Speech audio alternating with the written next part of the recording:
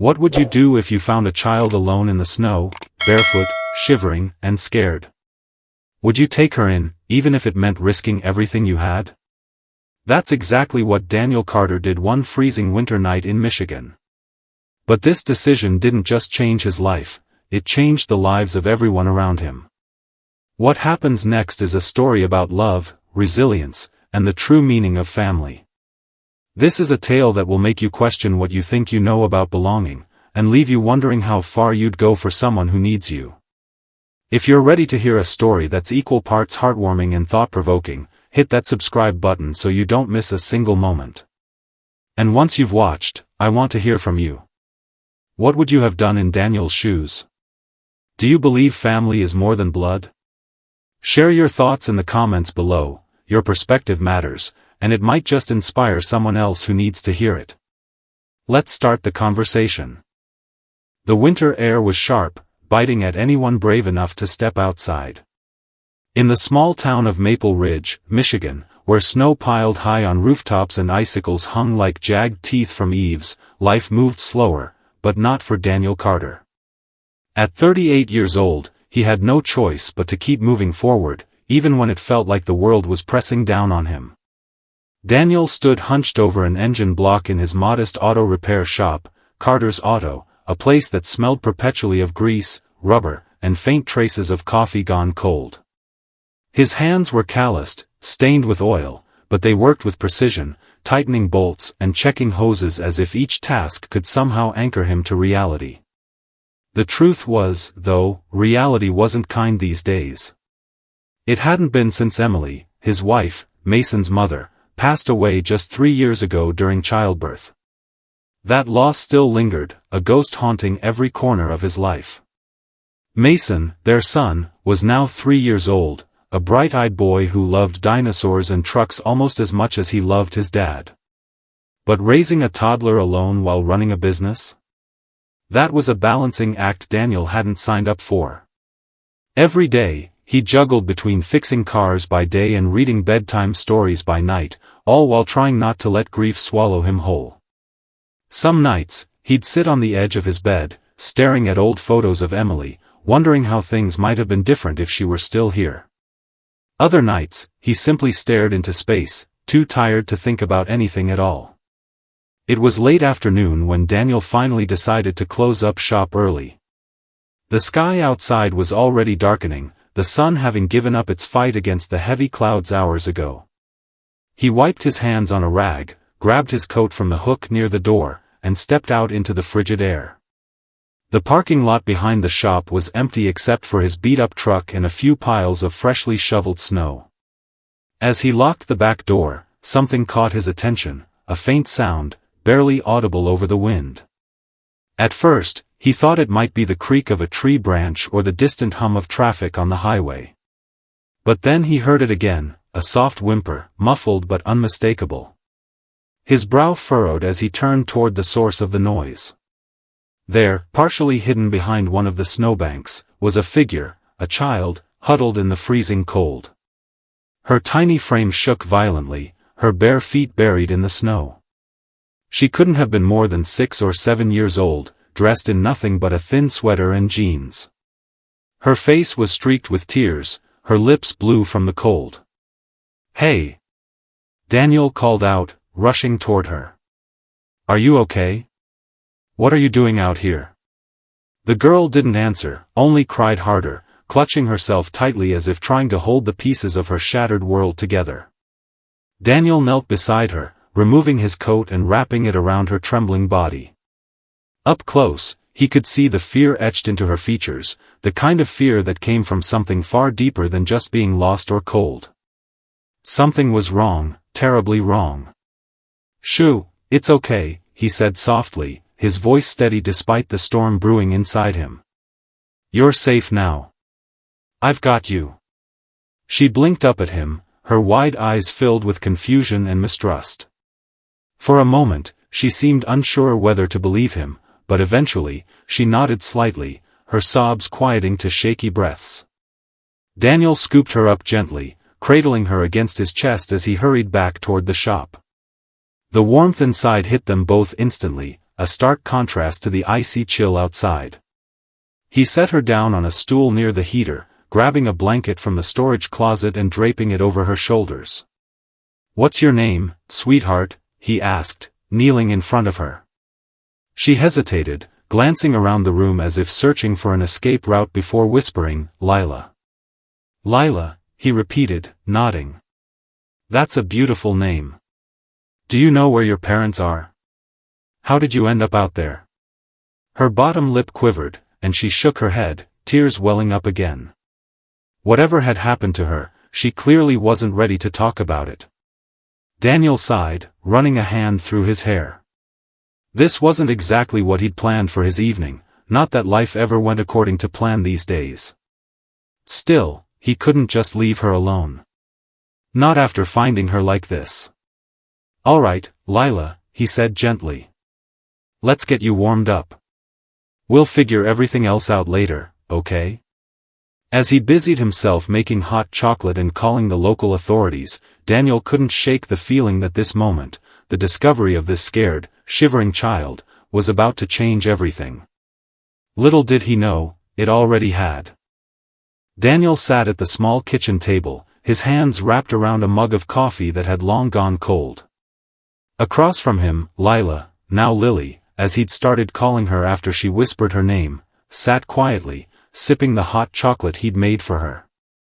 The warmth had returned to her cheeks, and though she still looked fragile, there was something about the way she clutched the mug with both hands that reminded him of Mason when he was little. It was a gesture full of innocence, trust, and maybe even hope. Mason himself was sitting cross-legged on the floor nearby, stacking blocks into precarious towers while sneaking glances at the newcomer. At first, Daniel wasn't sure how Mason would react to having another child in their tiny apartment. But to his surprise, Mason seemed fascinated by her presence. He kept inching closer, offering her toys or pointing out shapes in his picture books. And then, just as Daniel thought things couldn't get any stranger, Mason did something unexpected. "Daddy," Mason said, tugging on Daniel's sleeve, "can we keep her?" Daniel almost choked on his coffee.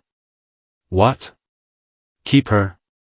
He glanced at Lily, who was now watching them intently, her big eyes wide with curiosity. She hadn't spoken much since they'd brought her inside, but every time Mason called Daniel Daddy, she'd perk up, like she was piecing together some puzzle in her mind. "She needs us," Mason continued earnestly, as if this were the most logical argument in the world. "She doesn't have anyone else." Daniel rubbed his temples, feeling the weight of responsibility settle heavily on his shoulders. Of course, Mason didn't understand the complexities of the situation, the phone calls Daniel had made to Child Protective Services, the police report filed late last night, the endless waiting for someone, anyone, to claim this mysterious girl. No one had come forward yet, and the authorities weren't exactly rushing to solve the case. In the meantime, Daniel had decided to let her stay with them temporarily. What choice did he have? But keeping her? That was a whole different story. Still, Mason's words lingered in his mind. "She needs us," wasn't that what family was all about? Taking care of each other, no matter what. He sighed, looking over at Lily again. She was staring at him now, her expression unreadable but somehow hopeful. "All right, buddy," Daniel said finally, ruffling Mason's hair. "We'll see what happens, okay?" Lily smiled then, a small, tentative smile, but it lit up the room in a way Daniel hadn't expected. Maybe it was the exhaustion talking, or maybe it was the fact that seeing her smile felt like a victory in itself. Whatever it was, it made him feel lighter. For the first time in years, the heaviness in his chest eased, if only for a moment. The next few days passed in a blur. Daniel tried to maintain some semblance of normalcy, juggling work at the shop during the day and caring for 2 kids at night. It wasn't easy, but somehow, they managed. Mason and Lily quickly formed a bond that surprised even Daniel. They played together endlessly, building forts out of blankets, coloring pictures, and laughing until their faces turned red. Watching them interact, Daniel couldn't help but notice how natural it all felt. Like they'd always been meant to be siblings. One evening, as Daniel tucked Mason into bed, the little boy looked up at him with sleepy eyes. "Daddy," he murmured, "I think Lily likes you." Daniel froze, caught off guard by the comment. "What makes you say that?" Mason shrugged, snuggling deeper under the covers. "She smiles at you a lot. Like Mommy used to." The mention of Emily hit Daniel like a punch to the gut. He swallowed hard, forcing himself to smile back at Mason. "Go to sleep, buddy. We'll talk more tomorrow." As he closed Mason's bedroom door behind him, Daniel leaned against the wall, letting out a shaky breath. Memories of Emily flooded his mind, the sound of her laughter, the way she'd hummed while cooking dinner, the softness of her hand in his. He missed her so much it hurt. But lately, there had been moments when the pain felt less sharp. Moments when Lily's presence filled the empty spaces Emily had left behind. He found Lily in the living room, curled up on the couch with one of Mason's dinosaur books. She looked up when he entered, her face lighting up instantly. "Can I read this?" she asked shyly, holding up the book. "Of course," Daniel replied, sitting down beside her. "Do you want me to help you?" She nodded eagerly, scooting closer until their shoulders touched. As they flipped through the pages together, Daniel realized something. This quiet moment of connection, was exactly what he'd been missing.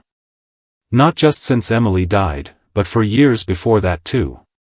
Life had been so chaotic, so focused on survival, that he'd forgotten what it meant to simply be present. To share a laugh, a story, a smile. By the time they finished the book, Lily was yawning widely, her eyelids drooping. Daniel carried her to the spare bedroom, where he'd set up a makeshift bed for her. Tucking her in, he hesitated for a moment, unsure of what to say. "Good night, Lily," he whispered finally. "Sleep tight." "Night, Daddy," she murmured, already half asleep. His heart skipped a beat. Daddy, she'd called him Daddy. Again. It wasn't the first time she'd done it, but each time it happened, it sent a jolt of emotion coursing through him. Part of him wanted to correct her, to explain that he wasn't her father, that he didn't know anything about her real family. But another part, a bigger part, didn't want to ruin the moment. Because deep down, he knew, she needed him. And maybe, just maybe, he needed her too. Days turned into weeks, and still, no one came forward to claim Lily. The police investigation seemed to stall, bogged down by bureaucracy and lack of evidence. CPS checked in occasionally, asking questions and making vague promises, but nothing concrete ever came of it. Meanwhile, Lily settled further into their lives, becoming an integral part of their makeshift family. Daniel began to wonder if fate had brought her to him for a reason.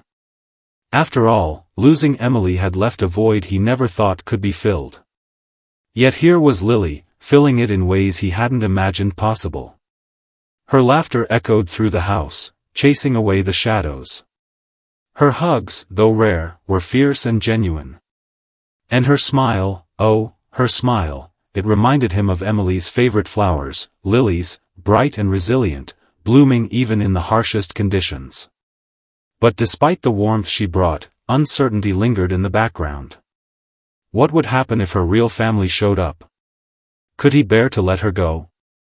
These questions haunted him, gnawing at the edges of his happiness like a storm threatening to break through clear skies. For now, though, he pushed those thoughts aside. All that mattered was today, the way Lily laughed when Mason tickled her, the way she reached for his hand when crossing the street, the way she called him Daddy without hesitation. Those moments were enough. They had to be. Because sometimes, life doesn't give you answers right away. Sometimes, all you can do is hold on tight and trust that everything will work out in the end. Daniel sat in the stiff plastic chair of Officer Jenkins' office, his leg bouncing nervously as he waited for the man to finish reviewing a stack of papers. The fluorescent lights buzzed overhead, casting an unforgiving glow over everything, the drab beige walls, the scuffed linoleum floor, and Daniel's tired face. He hadn't slept well last night, his mind racing with what-ifs and worst-case scenarios. What if they took Lily away? What if she ended up lost in the foster care system, shuffled from home to home like some forgotten piece of luggage? Officer Jenkins finally looked up, his expression unreadable behind his wire-rimmed glasses. "Daniel," he began, leaning back in his chair, "you've done a good thing taking her in temporarily. But we're running out of options. No one's come forward claiming to be her family, and without leads, CPS will likely step in." Daniel's stomach dropped. "What does that mean exactly?" "It means she'll go into the system," Jenkins said bluntly. "Foster care. Temporary placements until either her real family is found or, well, something else happens." "No," Daniel said quickly, shaking his head. "There has to be another way. She's thriving with us. Mason loves her. She's happy." "I get it," Jenkins replied, his tone softening slightly. "She's attached to you, and I can see how much she means to you already. But this isn't just about feelings, Daniel. It's about legality. Stability. Can you really provide that for her long term?" The question hung heavy in the air, pressing down on Daniel like a weight. Could he? Financially, things were already tight. Between rent, groceries, car repairs at the shop, and Mason's daycare costs, there wasn't much wiggle room. And emotionally? He wasn't sure he had anything left to give. Losing Emily had shattered him, leaving scars that still ached even after all these years. Taking on the responsibility of raising another child, it felt impossible. But then he thought of Lily. Her smile when she woke up in the mornings, her tiny hand slipping into his as they walked to the park, the way she called him Daddy without hesitation. She trusted him. She needed him. And deep down, he knew he couldn't walk away. "Please," Daniel said, his voice cracking under the strain. "Just let me keep her a little longer. I'll figure it out. I promise." Jenkins studied him for a moment, then sighed. "All right. I'll pull some strings, see if I can buy you more time. But don't think this solves anything permanently. You need to start thinking about whether you're ready for this, for her. This isn't just about giving her a roof over her head. It's about being there for her, no matter what." Daniel nodded, gratitude washing over him despite the lingering uncertainty. "Thank you. I won't let you down." On the drive home, Daniel's mind wandered back to Emily. She always had a way of knowing exactly what he needed to hear, even before he realized it himself. He remembered the day she'd told him she was pregnant with Mason. They'd been sitting on their porch swing, the summer sun setting in fiery hues across the horizon. Daniel had been terrified, scared of failing as a father, scared of messing up the life they'd built together. "You know what my mom used to say?" Emily had asked, resting her head on his shoulder.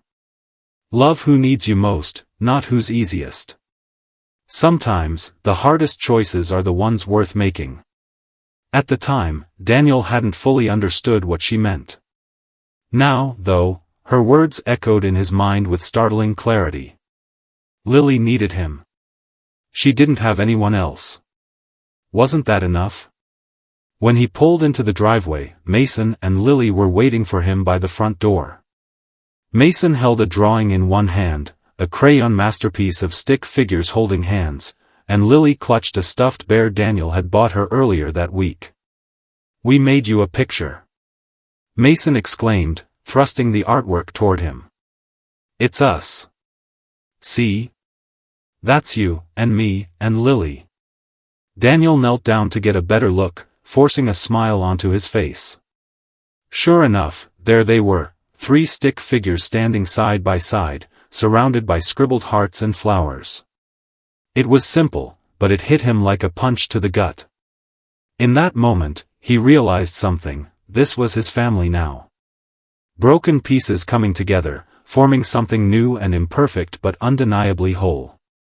"That's beautiful, buddy," Daniel said, ruffling Mason's hair. "Thank you." Lily tugged on his sleeve, her wide eyes searching his face. "Are you okay, Daddy?" He hesitated, then nodded. "Yeah, sweetheart. I'm okay." Bending down, he pulled both kids into a tight hug, holding them close as if afraid they might slip away. "I'm going to do everything I can to make sure we stay together, all right? No matter what." They nodded solemnly, trusting him completely. That trust terrified him almost as much as it inspired him. How could he possibly live up to their expectations? But maybe that was the point. Maybe love wasn't about having all the answers, it was about showing up, day after day, even when you weren't sure you could handle it. That night, as Daniel tucked Lily into bed, she reached out and grabbed his hand. "Will you stay with me?" she whispered. "Of course," he murmured, pulling up a chair beside her bed. He stayed there long after she fell asleep, watching her chest rise and fall with each steady breath. Outside, the wind rattled the windows, and the shadows stretched long across the floor. But inside, there was peace. Fragile, fleeting peace, but peace nonetheless. Daniel knew the road ahead wouldn't be easy. There would be sleepless nights, financial struggles, and moments of doubt so overwhelming he'd wonder if he'd made the right decision. But for now, none of that mattered. All that mattered was the girl sleeping soundlessly in front of him, the boy dreaming sweet dreams down the hall, and the promise he'd made to protect them both. Because sometimes, love isn't about choosing the easy path. Sometimes, it's about stepping off the edge and hoping you'll find solid ground beneath your feet. Life had settled into a rhythm Daniel hadn't expected but couldn't deny he needed. For the first time in years, his small apartment felt alive, not just with noise, but with warmth. Family dinners became a nightly ritual, even if they were simple affairs of spaghetti or grilled cheese sandwiches. Lily loved helping him cook, standing on a step stool beside the stove while Mason set the table, chattering away about dinosaurs and superheroes. It was chaotic, messy, and imperfect, but it was theirs. After dinner came story time, a tradition Daniel cherished more than he cared to admit. They'd gather in the living room, Mason sprawled out on the floor with his stuffed T-Rex, Lily curled up next to Daniel on the couch. He'd read aloud from whatever book Mason picked that night, his voice steady as their laughter filled the air. Sometimes, Lily would interrupt mid-story with questions. Why is the princess sad? Or, does the dragon ever get lonely? And Daniel found himself pausing, not because he didn't know how to answer, but because her curiosity reminded him so much of Emily. Mason, too, had taken to his role as an older brother with surprising seriousness. Whenever Lily tripped or scraped her knee, Mason was there before Daniel could even react, offering band-aids and hugs like a seasoned pro. One afternoon at the park, when another child teased Lily for wearing hand-me-down clothes, Mason stepped in without hesitation, declaring loudly, "Leave my sister alone." Daniel watched from a distance, pride swelling in his chest. There was something instinctive about the way Mason protected her, as if he understood, deep down, that she belonged to them now. But amidst this newfound domestic peace, cracks began to show, not within their little family, but outside it. Trouble arrived quietly, almost imperceptibly, in the form of Mrs. Freeman, their nosy neighbor from across the street. A retired schoolteacher with sharp eyes and sharper opinions, she'd always been polite enough, waving hello whenever Daniel mowed the lawn or carried groceries inside. Lately, though, her greetings had turned into probing questions. "You've got quite the full house these days," she remarked one evening as Daniel hauled trash bins back from the curb. Her tone was casual, but her gaze lingered too long, calculating. "That girl, Lily, isn't it? She yours?" Daniel stiffened, gripping the handle of the bin tighter. "She's staying with us for now." "For now?" Mrs. Freeman arched an eyebrow, feigning innocence. "Must be hard, taking care of someone else's kid. Especially with everything you've already got going on." "It's fine," Daniel said curtly, forcing a smile. "We're managing." "Well, I hope so," she replied, her voice saccharine sweet. "Kids need stability, you know." Wouldn't want anything to disrupt that. Her words lingered in his mind long after she disappeared back into her house, pulling the curtains closed behind her. Was she just being nosy, or was there something more to her interest? Either way, Daniel didn't like it. People talked, that much he knew. And if word got out that Lily was living with them under questionable circumstances, things could get complicated fast. Complications weren't limited to Mrs. Freeman, either. Over the past week, Daniel had noticed a black car parked near his shop several times. At first, he dismissed it as coincidence, maybe it belonged to a customer who hadn't come inside yet. But then he saw it again, idling by the curb late at night when the streets were empty. The driver never got out, and the windows were tinted too dark to see inside. Something about it made his skin crawl. One evening, as he locked up the shop and prepared to head home, the car reappeared. This time, it was closer, parked directly across the street. Daniel hesitated, debating whether to approach it or ignore it altogether. Before he could decide, the engine revved, and the car sped off, disappearing around the corner. His heart pounded as he stood there, staring after it. Who were they? What did they want? Back at home, Daniel tried to push the unsettling image out of his mind. Mason and Lily were waiting for him in the kitchen, plates of reheated mac and cheese ready on the table. "Daddy, you're late," Mason exclaimed, bouncing in his seat. "We started without you." "Sorry, buddy," Daniel said, forcing a grin as he sat down. "Had to finish up some stuff at the shop." Lily frowned, tilting her head. "You look tired." "I'm okay," he assured her, ruffling her hair. "Just thinking about things." They ate in relative silence after that, the usual chatter replaced by something heavier, though neither child seemed to notice. Afterward, Daniel cleared the dishes while Mason and Lily played in the living room. As he stood at the sink, staring out the window into the darkening backyard, his thoughts drifted back to the black car, and Mrs. Freeman's pointed comments.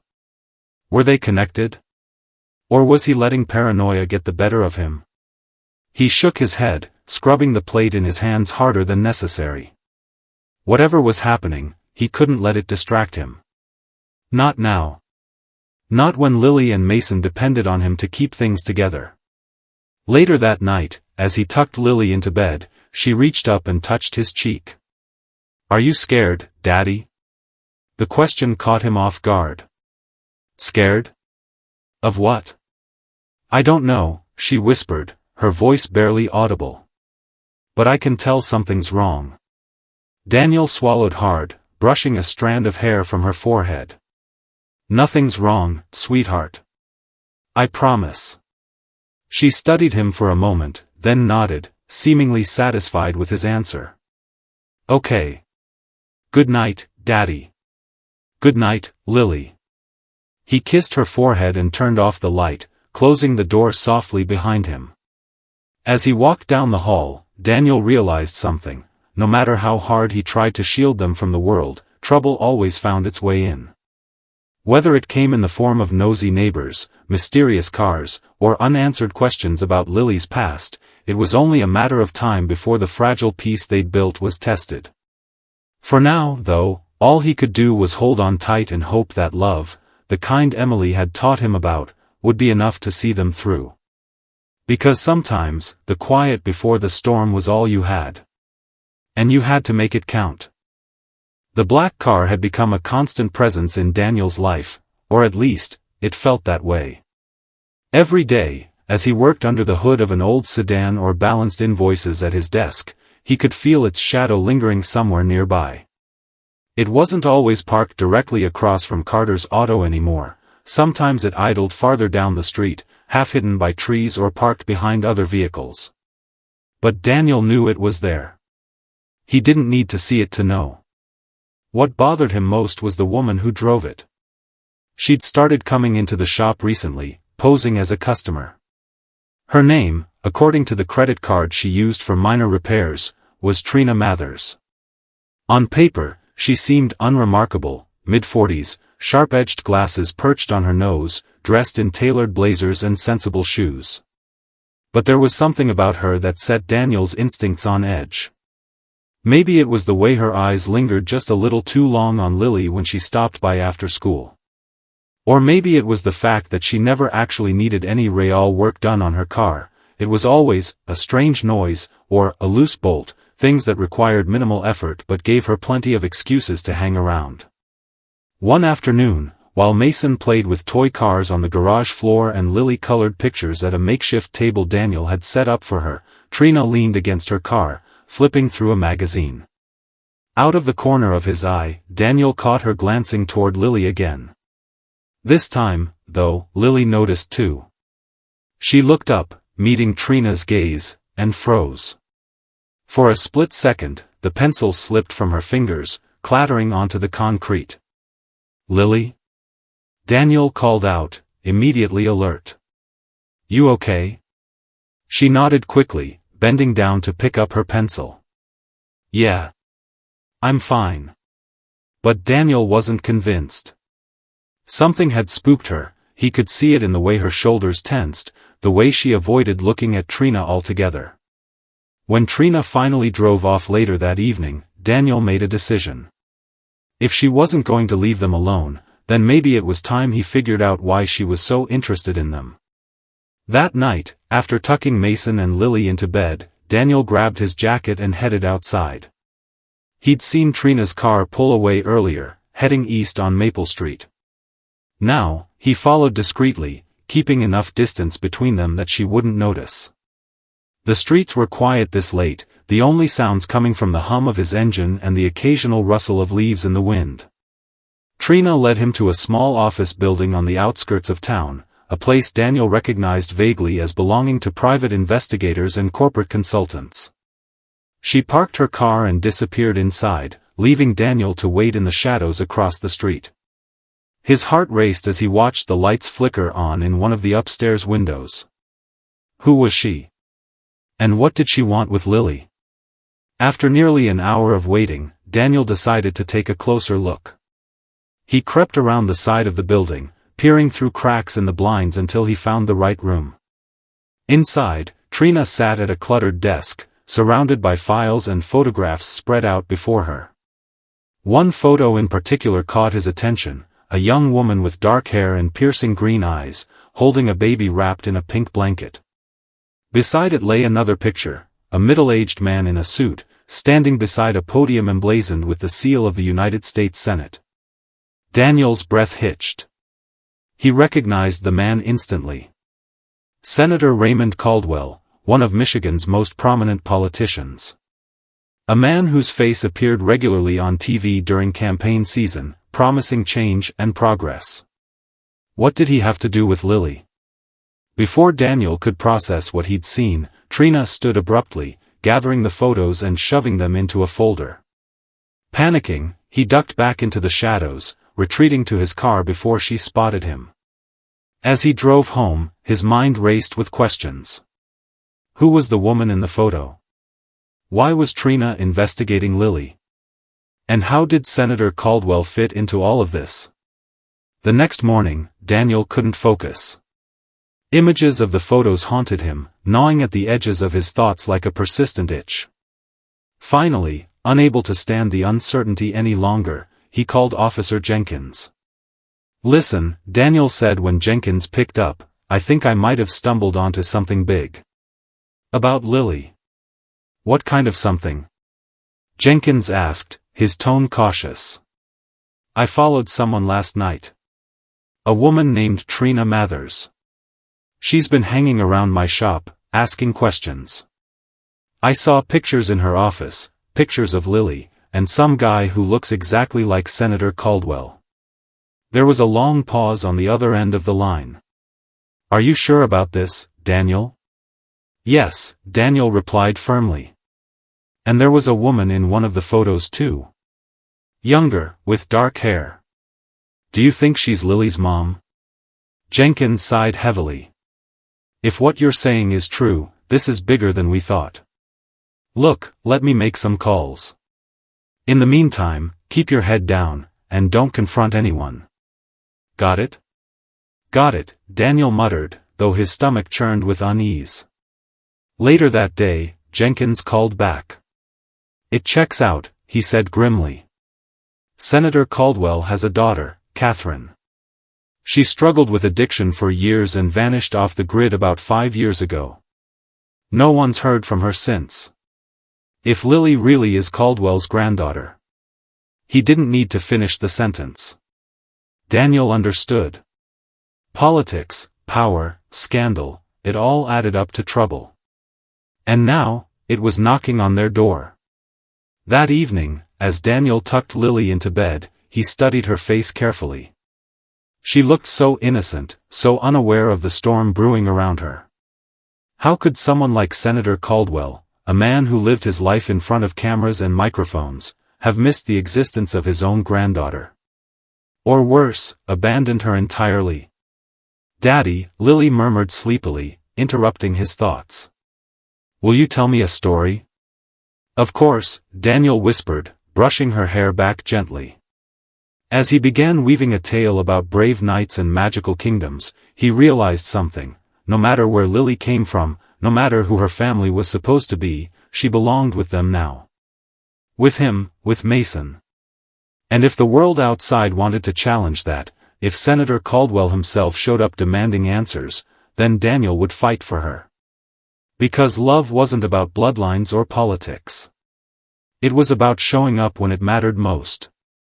Even if the past refused to stay buried. The phone rang just after dinner, its shrill tone slicing through the quiet hum of the evening. Daniel was in the kitchen rinsing dishes while Mason and Lily played a game of Go Fish at the table.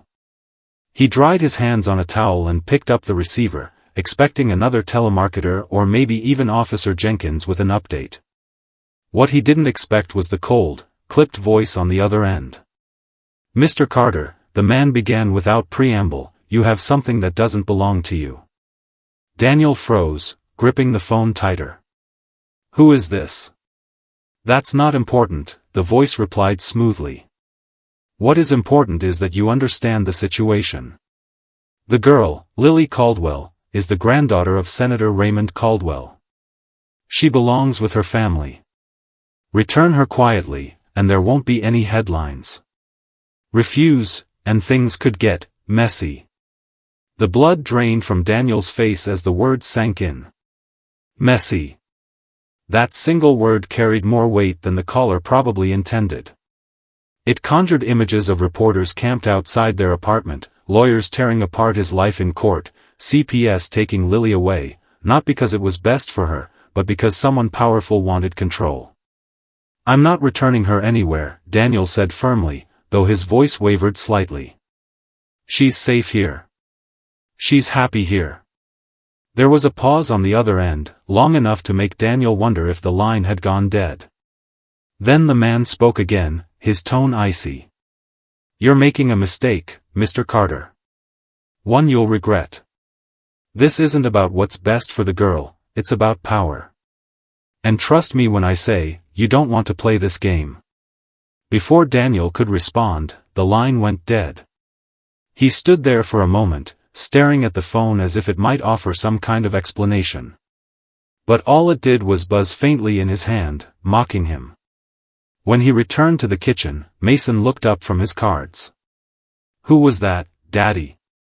No one important, Daniel lied, forcing a smile. He glanced at Lily, who was giggling over a particularly silly card combination she'd drawn. How could he explain to her, or to himself, that the fragile peace they'd built together was now under siege?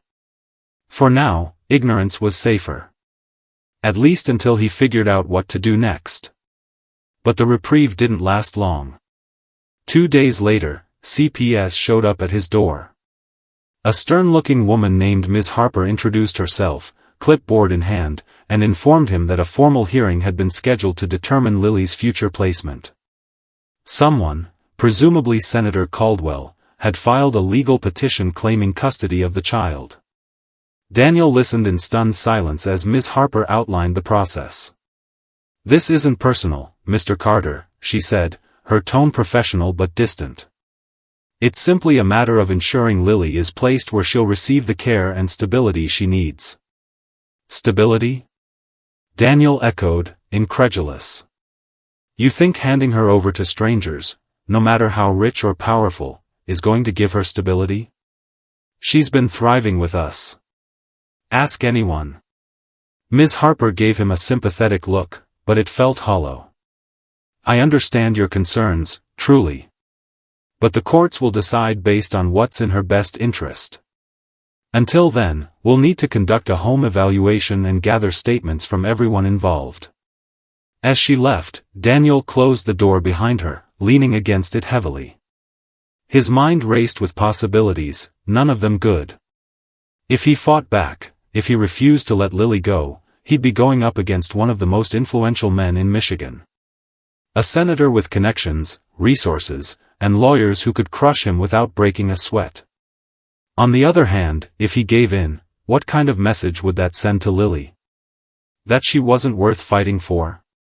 That night, Daniel sat alone in the living room, staring at the wall as the kids slept upstairs. The house was eerily quiet, the kind of silence that pressed down on you until you couldn't breathe. He thought about Emily again, the way she'd always encouraged him to stand up for what was right, no matter how hard it was. Would she tell him to fight for Lily? Or would she remind him of the risks, the sacrifices, the toll it might take on their little family? His thoughts were interrupted by soft footsteps behind him. Turning, he saw Lily standing in the doorway, clutching her stuffed bear. Her hair was tousled from sleep, and her eyes were wide with worry. "Daddy," she whispered. "Are you mad at me?" Daniel's heart broke at the question. "No, sweetheart." "Why would you think that?" "Because people keep coming to take me away," she said, tears welling up in her eyes. "I don't want to leave. I want to stay with you and Mason." He knelt down, pulling her into a tight hug.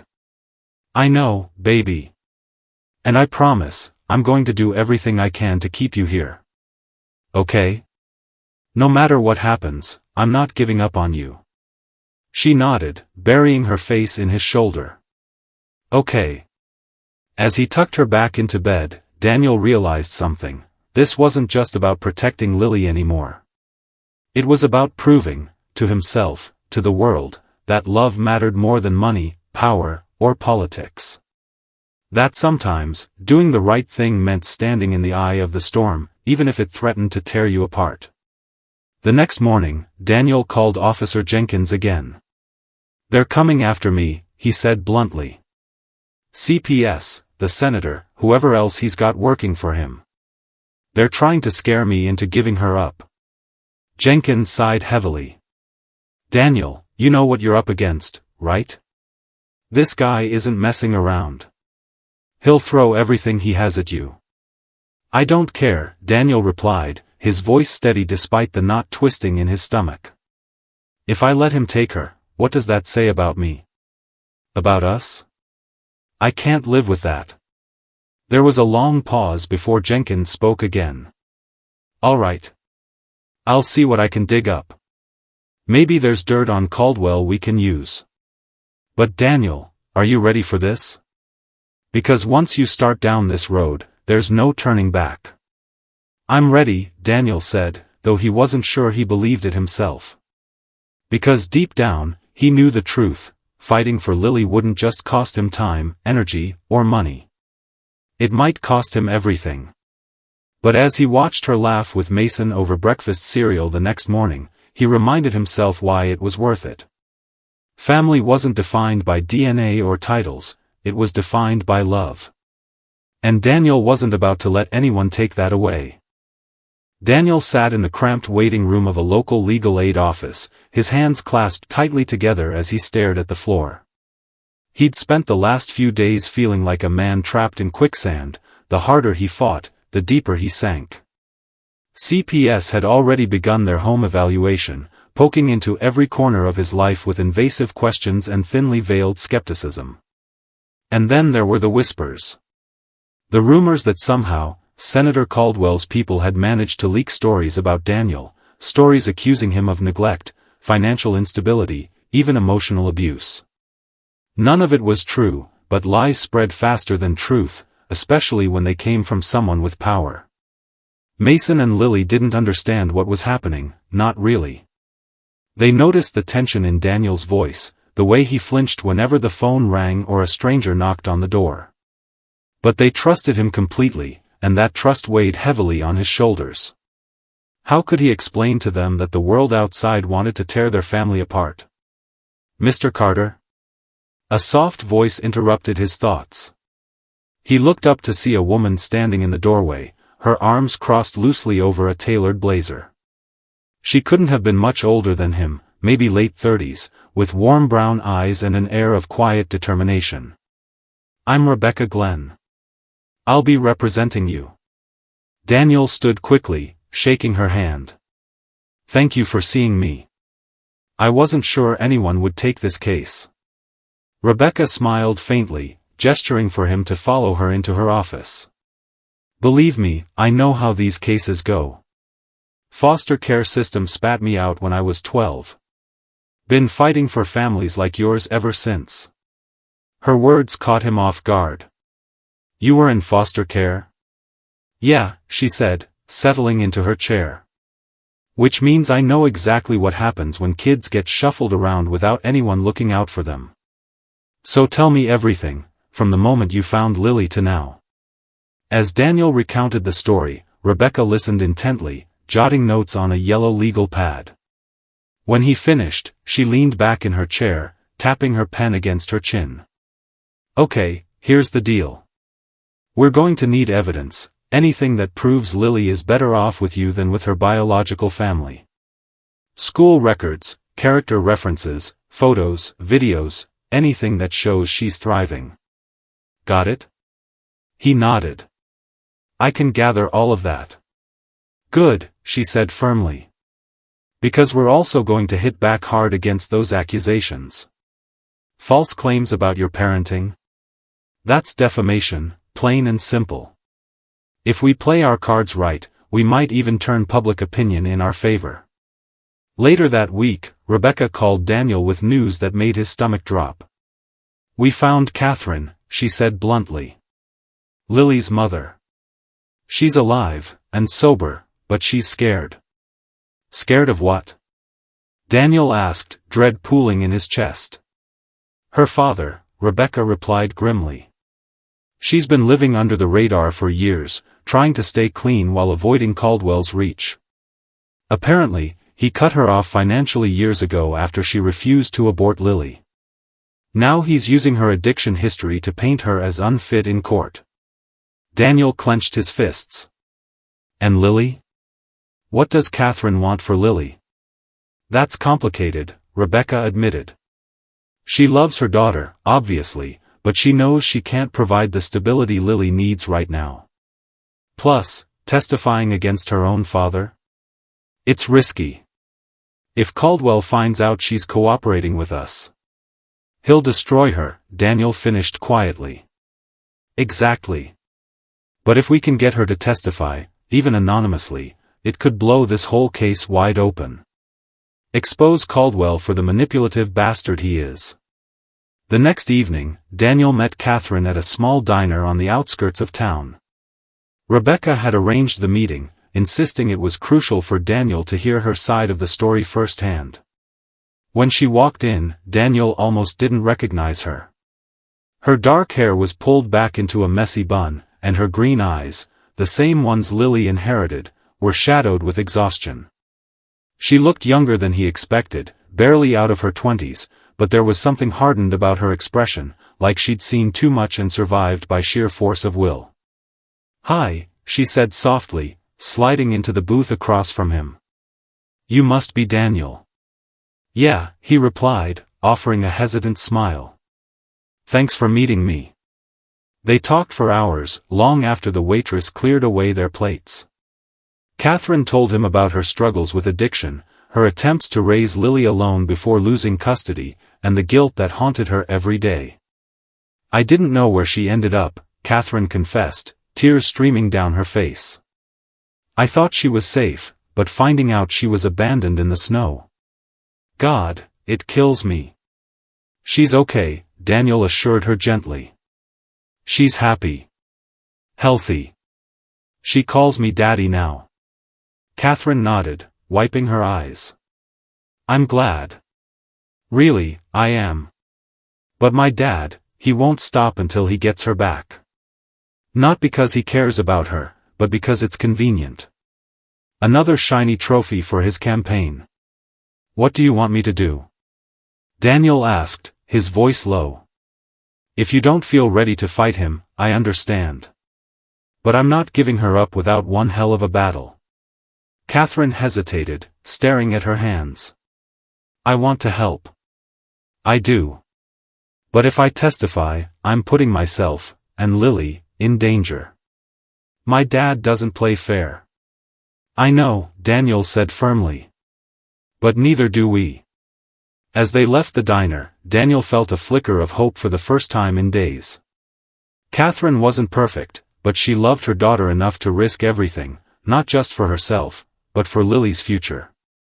With Rebecca's guidance and Catherine's testimony, they might actually stand a chance against Senator Caldwell.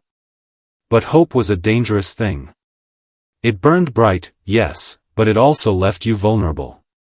As Daniel drove home, he reminded himself of what Emily used to say, "Love who needs you most," and right now, Lily needed him more than ever.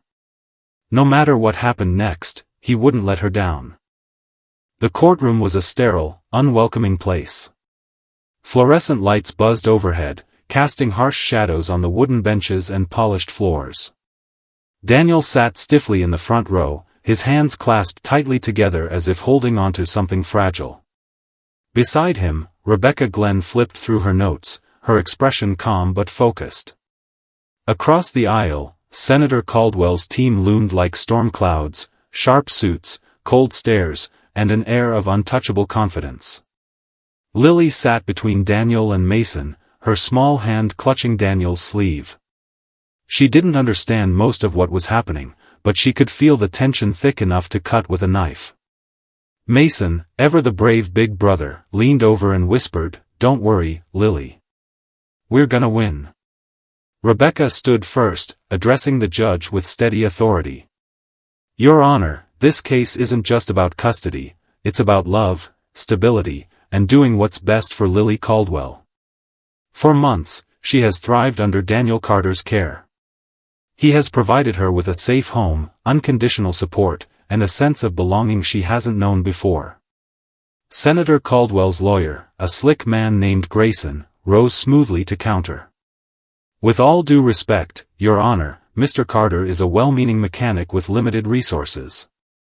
While we commend his efforts, he cannot offer the level of care and opportunities that Senator Caldwell can provide, a stable environment, access to education, healthcare, and security." Daniel clenched his jaw, resisting the urge to stand up and shout. Stability? Opportunities? What did those words even mean if they came without love? The hearing dragged on, each side presenting their arguments while Lily fidgeted nervously beside Daniel. At one point, Grayson called CPS caseworkers to testify, recounting the false accusations leaked by Caldwell's team. They painted Daniel as overwhelmed, financially unstable, and emotionally unfit. The words stung, not because they were true, but because they planted seeds of doubt in the minds of those listening. When it was Rebecca's turn to call witnesses, she surprised everyone by calling Mason to the stand. The boy blinked up at the judge, his sneakers squeaking faintly against the floor as he shifted nervously. "Hi, buddy," Rebecca said gently, kneeling to meet his eye level. "Can you tell us about your family?" Mason nodded, pulling out a crumpled piece of paper from his pocket. It was a drawing, a colorful depiction of stick figures holding hands beneath a bright yellow sun. "This is me, Daddy, and Lily," he explained proudly, pointing to each figure. "We're a family. Lily's my sister." Grayson scoffed lightly, earning a sharp glare from the judge. "Objection, Your Honor. This testimony is irrelevant." "Overruled," the judge replied firmly.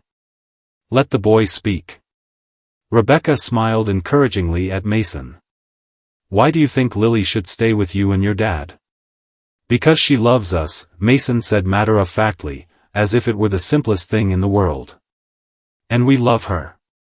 Families don't give up on each other. A murmur rippled through the courtroom, and Daniel felt tears prick at the corners of his eyes. Leave it to Mason to say exactly what needed to be said. Just when it seemed like the tide might turn in their favor, Senator Caldwell himself took the stand. Dressed impeccably in a tailored suit, he exuded charisma and authority. His voice was smooth, practiced, as he spoke about his commitment to providing Lily with the best life possible.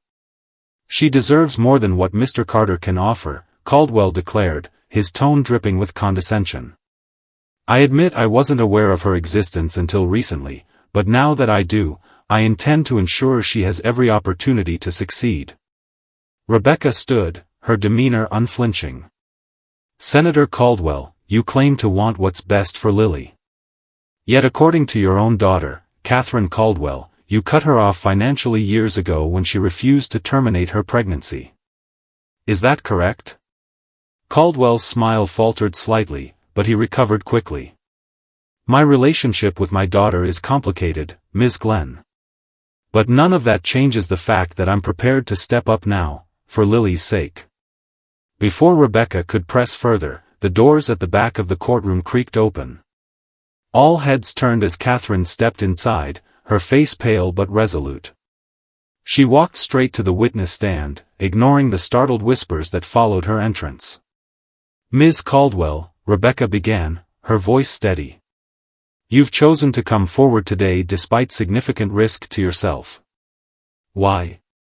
Catherine glanced at Lily, who stared back wide-eyed, unsure whether to recognize the woman before her. Taking a deep breath, Catherine spoke. I abandoned Lily, not because I didn't love her, but because I knew I couldn't protect her. My father, he doesn't care about her. He cares about appearances, about using her as a prop for his campaigns. Leaving her in the snow was the hardest thing I've ever done, but I hoped someone better would find her. Someone like Daniel. Her voice cracked, and she paused, gathering herself. I may not be perfect, but I know what's best for my daughter. And right now, it's staying with Daniel and Mason. They've given her something I never could, a real family. The courtroom fell silent, the weight of Catherine's words settling over everyone. Even Caldwell seemed momentarily shaken, his polished facade slipping ever so slightly. As the day's proceedings drew to a close, Daniel felt a strange mix of exhaustion and hope. The battle was far from over, but for the first time, he allowed himself to believe they might actually win. Because it wasn't just about lawyers or judges or evidence anymore, it was about love. Pure, unshakable love. And no amount of money or power could compete with that. Walking out of the courthouse, Daniel knelt down to look at Lily and Mason. No matter what happens next, he said softly, remember this, we're a team. Always. Lily nodded, wrapping her arms around his neck. I love you, Daddy. I love you too, sweetheart, Daniel murmured, holding her close. More than anything. The courtroom was quiet, save for the faint hum of the fluorescent lights overhead. All eyes were on Daniel as he took the stand, his hands trembling slightly against the polished wooden railing. He wasn't used to being the center of attention, especially not in a place like this, but he knew what he had to say. For Lily. For their family. Rebecca stood beside him, her voice soft but steady.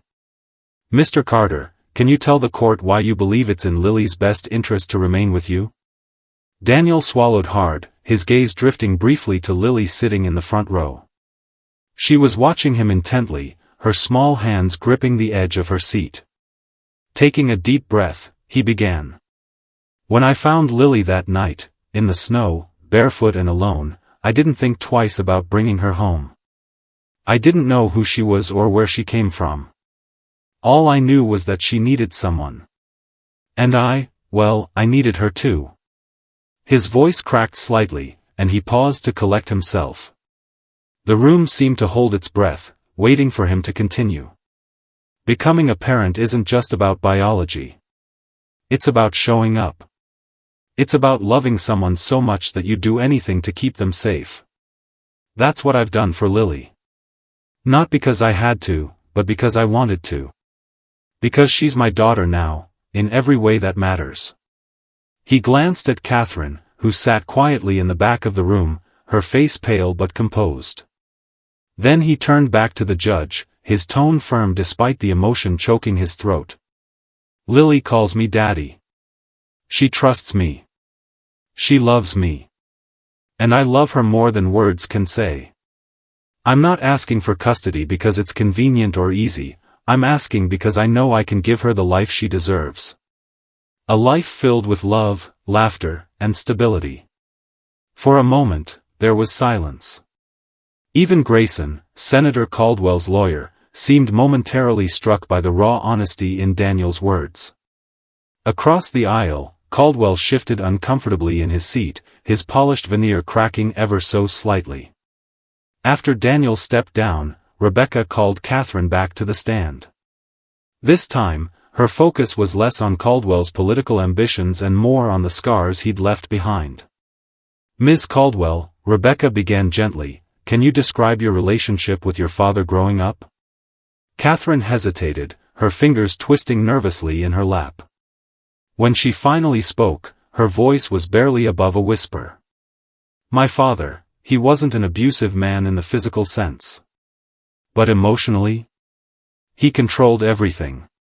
My choices, my dreams, even who I was allowed to be. If I disagreed with him, he'd make me feel worthless. Like nothing I did would ever be good enough. Her eyes welled with tears as she glanced at Lily. When I got pregnant, he gave me an ultimatum, abort the baby or lose his support forever. I chose Lily. I chose to keep her, even though I knew it meant giving up everything. But when my addiction spiraled out of control, I realized I couldn't protect her anymore.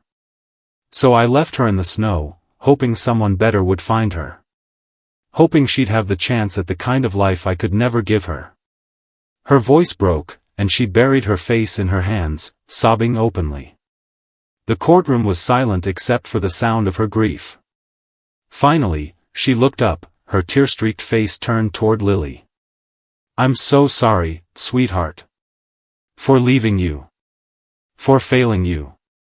But please believe me when I say I did it because I love you. Because I wanted you to be safe. Lily stared at her, wide-eyed and unsure. Slowly, she slid off her chair and walked over to Catherine, wrapping her tiny arms around her waist. Catherine froze for a moment, then hugged her back fiercely, crying harder than ever. I don't want you to go through what I went through, Catherine whispered, pulling away just enough to look into Lily's eyes. That's why I'm here today. To make sure no one hurts you the way my father hurt me. As the hearing recessed for a short break, Daniel approached Catherine, his expression softened by empathy. Thank you, he said quietly. For telling the truth. For fighting for her. Catherine shook her head, wiping her cheeks. No, thank you, Daniel. For stepping in when I couldn't. For giving her the family she deserves. They shared a brief, meaningful nod before returning to their seats. As the session resumed, Rebecca delivered her closing argument, weaving together the testimonies of Daniel, Mason, and Catherine into a powerful narrative about the difference between blood and bond. Your Honor, she concluded, her voice ringing with conviction, Senator Caldwell may share DNA with Lily, but DNA doesn't define family. Love does.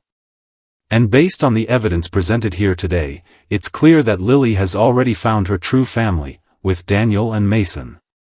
Let's not take that away from her.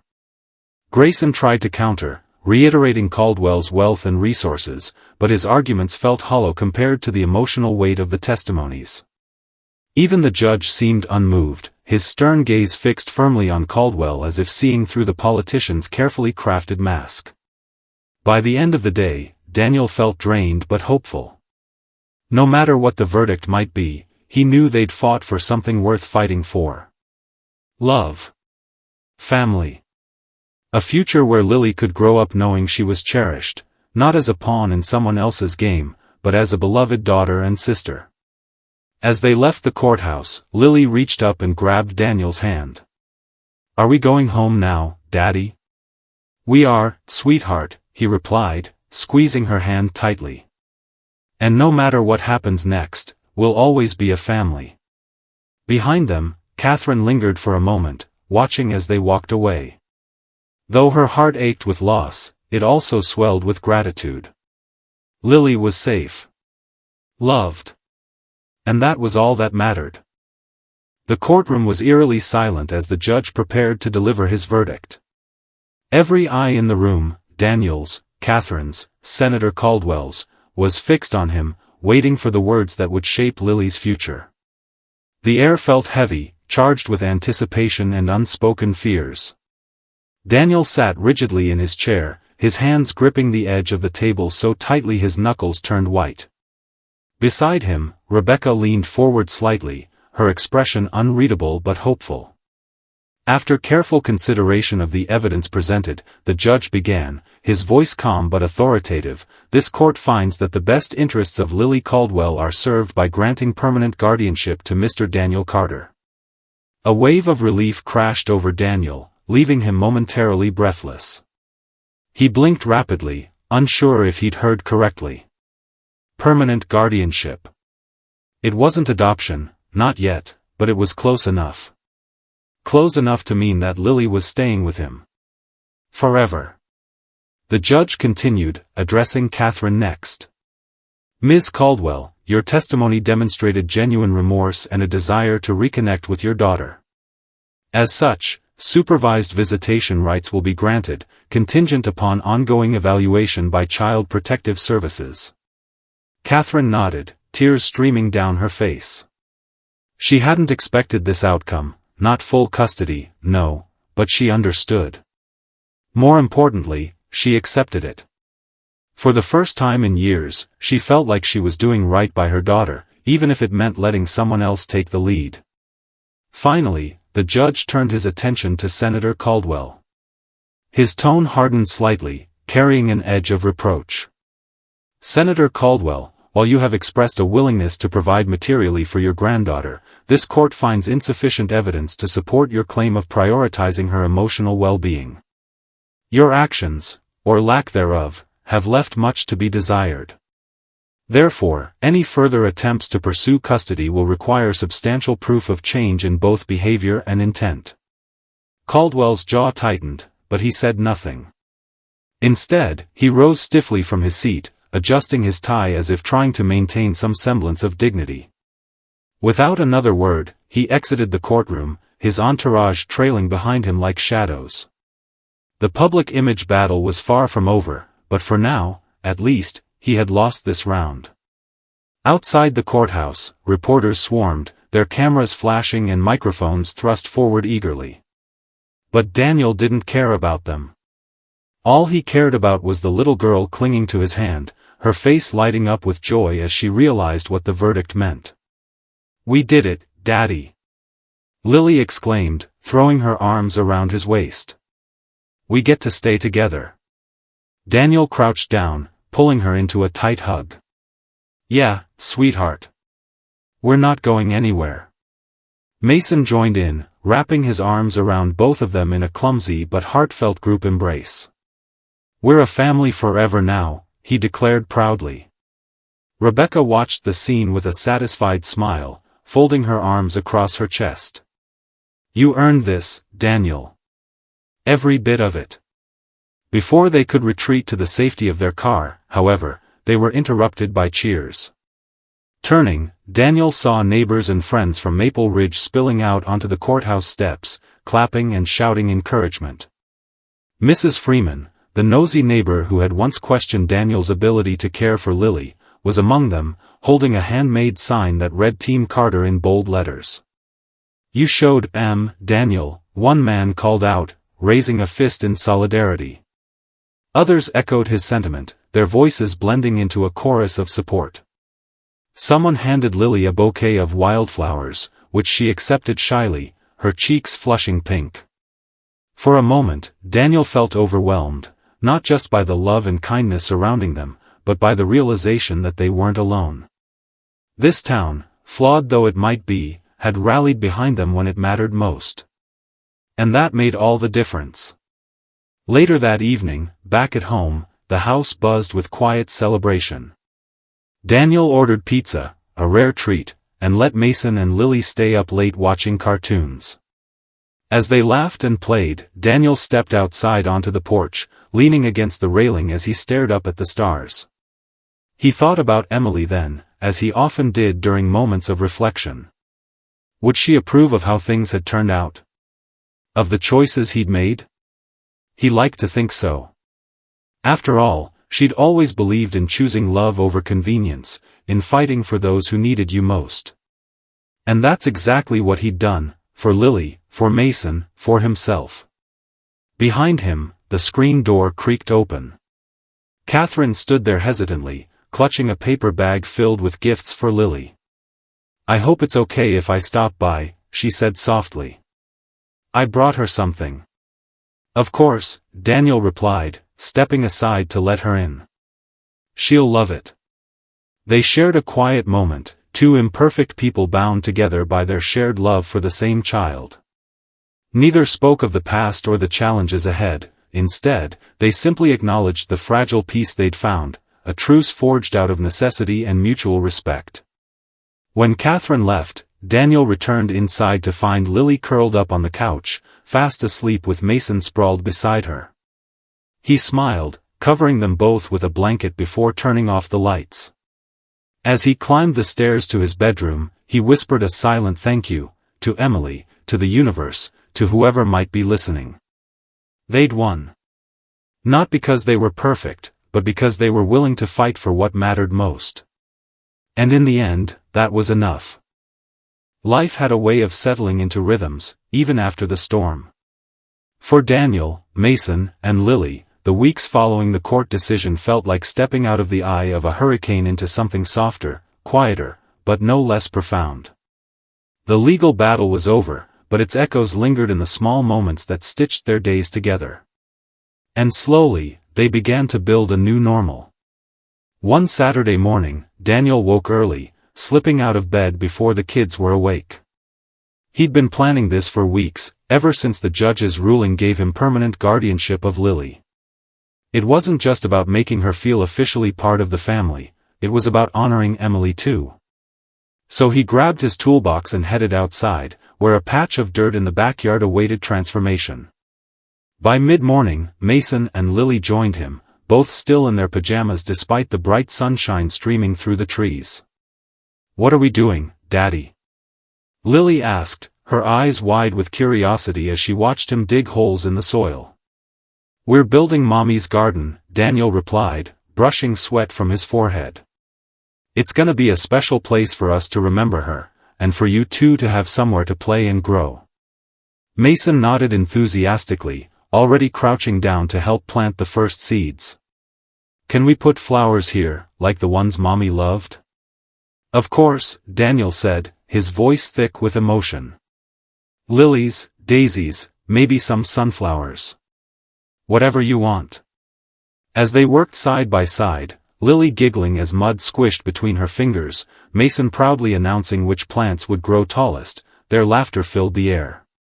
For the first time in years, Daniel felt a sense of peace. This garden wasn't just a memorial, it was a promise.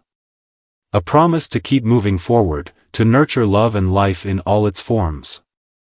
When the last seed was planted and the tools packed away, Daniel stood back, surveying their work. "This is beautiful, guys. Mommy would have loved it."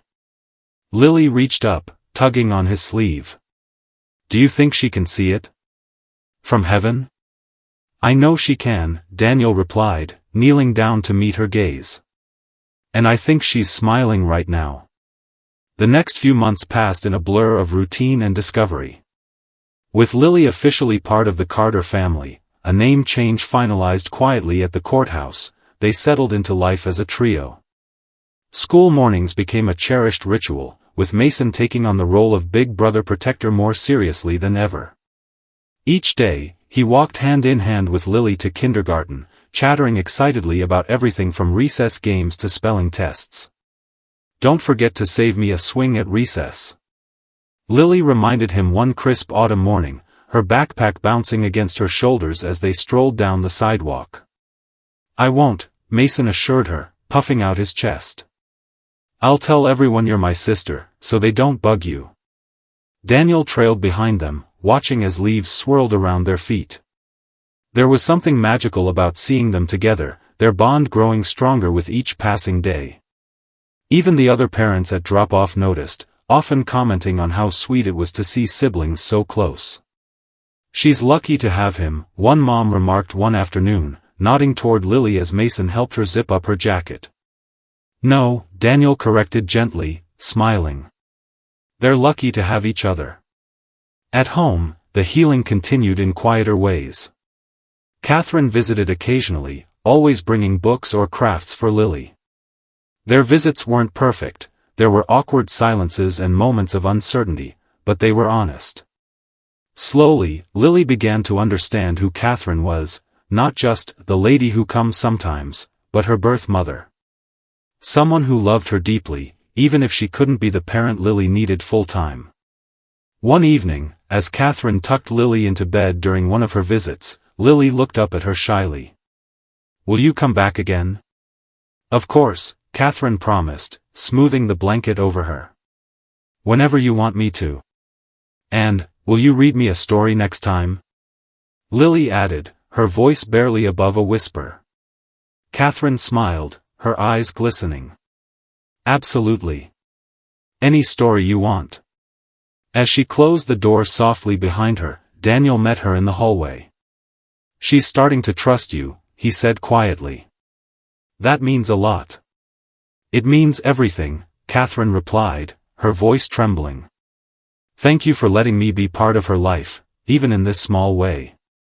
Back in the garden, winter approached, bringing frosty mornings and bare branches. But beneath the surface, roots stretched deep into the earth, preparing for spring. On weekends, Daniel, Mason, and Lily bundled up in scarves and gloves to tend to the space they'd created together. They hung little wind chimes from the fence posts, their soft tinkling a reminder of Emily's presence. One chilly afternoon, as they sat together among the dormant plants, Lily leaned against Daniel, her head resting on his shoulder.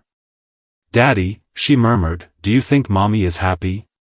Daniel wrapped an arm around her, pulling her closer. "Yeah, sweetheart. I think she's very happy. Because she knows we're okay. We're safe. We're a family." Mason chimed in, wrapping his arms around both of them in a tight hug. "The best family ever." They stayed like that for a while, the three of them cocooned in warmth despite the cold air. Life hadn't turned out the way Daniel had imagined, it rarely did, but somehow, it was better. Not because it was easy, but because it was real. Full of love, laughter, and the kind of messy, imperfect beauty that made it worth fighting for. And as the sun dipped below the horizon, casting long shadows across the yard, Daniel whispered a silent vow, to Emily, to himself, to the children who called him Daddy. No matter what challenges lay ahead, they'd face them together. Because that's what families did. 10 years passed like the turning of pages in a well-loved book, each chapter marked by growth, challenges, and moments that stitched their lives together even tighter. The little girl who had once been found shivering in the snow was now standing tall, her shoulders squared with confidence as she prepared to deliver the valedictorian speech at her high school graduation. Lily Carter, no longer just Daniel's daughter but also his pride and joy, stood behind the podium, scanning the sea of faces before her. Daniel sat near the front row, Mason beside him, both dressed in suits for the occasion.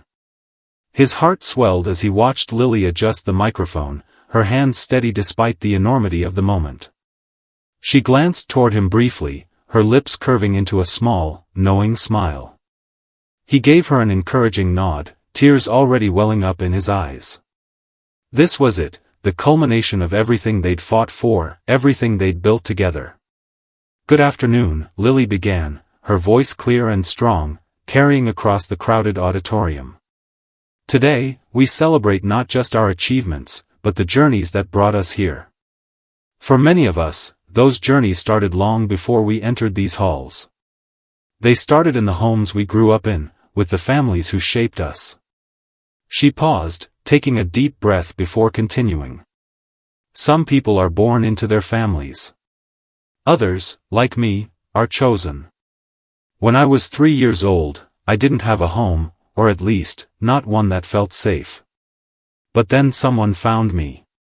Someone decided to take a chance on a scared little girl they didn't know. That person became my dad. A ripple of murmurs moved through the audience, followed by soft applause. Daniel wiped at his eyes, trying to compose himself, but it was no use.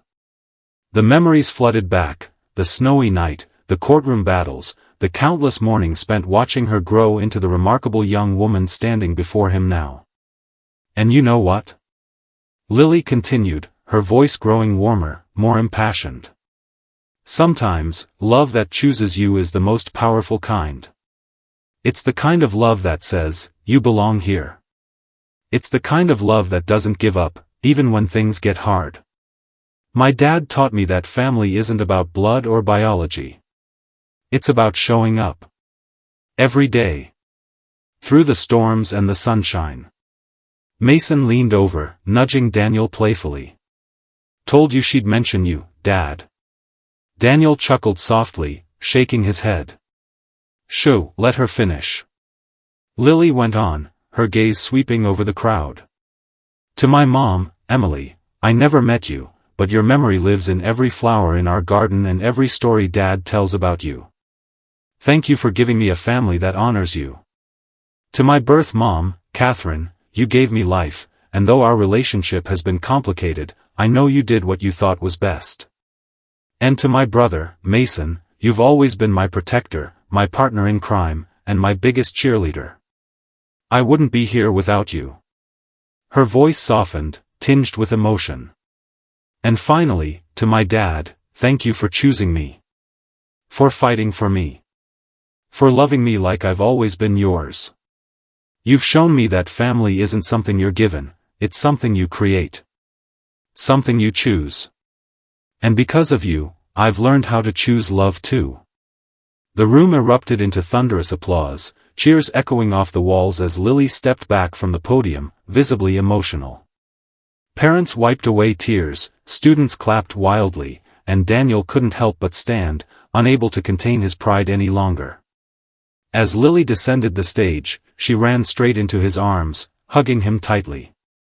You were amazing, sweetheart, Daniel whispered, his voice choked with emotion. I'm so proud of you. I couldn't have done it without you, Lily replied, her own tears streaming freely now. Without all of you. Later that evening, after the ceremony and the celebratory dinner, the family gathered in their backyard. Mommy's garden had flourished over the years, transforming into a lush haven of flowers and greenery. Wind chimes tinkled softly in the breeze, their sound mingling with the laughter of Mason and Lily as they reminisced about childhood antics. Daniel stood quietly, observing the scene with a sense of profound gratitude. Life hadn't been easy, not by a long shot, but it had been worth it. Every sacrifice, every sleepless night, every battle fought in courtrooms and kitchens had led them here. To this moment. To this family. As the sun dipped below the horizon, painting the sky in hues of orange and pink, Lily approached him, linking her arm through his. Dad, she said softly, do you remember the first thing you told me when I came to live with you? Daniel smiled, thinking back to that snowy night so many years ago. I told you that you were safe. That you were home. And you meant it, Lily finished, resting her head against his shoulder. That's why I'll always choose us. No matter where life takes me, this will always be my home. Daniel kissed the top of her head, holding her close. Always, sweetheart. Always. In that quiet moment, surrounded by the people who mattered most, Daniel realized something. Love wasn't just about beginnings or endings. It was about circles, cycles of giving, receiving, and choosing each other again and again. And as long as they kept choosing each other, nothing could ever truly break them apart. The house was quiet now, the kind of quiet that came only after a long day of celebration. Plates from dinner still sat stacked on the counter, and balloons tied to the backs of chairs swayed lazily in the evening breeze drifting through the open windows. Daniel stood in the doorway of the living room, watching as Mason sprawled out on the couch scrolling through his phone and Lily curled up in an armchair with a book. The golden light of sunset filtered through the curtains, casting warm shadows across the walls. It felt like perfection, not because everything was flawless, but because it was theirs. As he leaned against the doorframe, Daniel's mind wandered back over the years, the sleepless nights, the hard choices, the moments of doubt and triumph. He thought about Emily, whose presence still lingered in the corners of their lives, and Catherine, who had slowly become part of their story in her own way.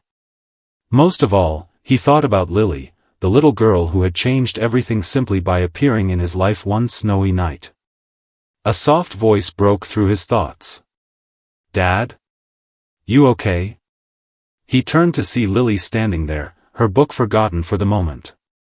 She looked so grown up now, taller than him in heels she'd worn for graduation, yet still holding on to that spark of curiosity and kindness that had drawn him to her as a child.